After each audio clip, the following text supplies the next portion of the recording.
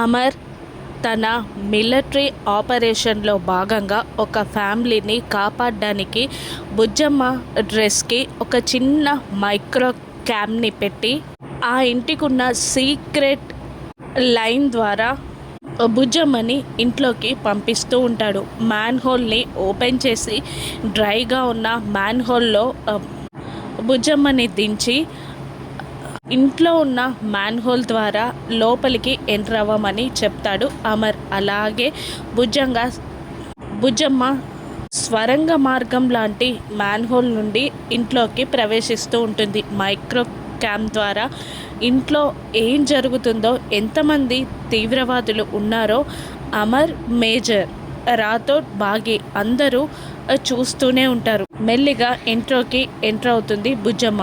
CC కెమెరాల ద్వారా ఒక్క తీవ్రవాదే ఉన్నాడని అటాక్ చేయొచ్చని అంటూ ఉంటాడు అమర్. ముందు మీ పాపని బయటికి రమ్మని చెప్పు అని ఆ మేజర్ అనగానే ఓకే సార్ అంటూ అమర్ తన చిన్న జాకీ లాంటి ఫోన్ పట్టుకొని అక్కడున్న వేరే సెక్యూరిటీ అతనికి వాయిస్ క్యాప్చర్ చేయి అనగానే సారీ సార్, బుజ్జమ్మకి రిసీవర్ పెట్టకుండానే పంపించాం అనగానే బాగి షాక్ అవ్వగా అమర్ కోపంగా పండ్లు కొరుకుతూ ఉంటాడు.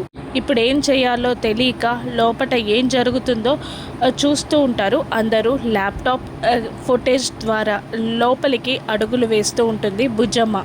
అనుకోకుండా కింద పడిపోతుంది. అప్పుడు అక్కడున్న తీవ్రవాది రౌడీ బుజ్జమ్మని చూస్తూ ఏ పాప ఇక్కడ నువ్వేం చేస్తున్నావు అని అడుగుతూ ఉంటాడు. తీవ్రవాదికి బుజ్జమ్మ దొరికిపోవడంతో బాగి, అమర్ ఇద్దరు షాక్ అవుతారు. ఇప్పుడు బుజ్జమ్మని, ఆ ఫ్యామిలీని అమర్, బాగి ఎలా కాపాడతారో రానున్న ఎపిసోడ్స్లో చూద్దాం. Thank you for watching.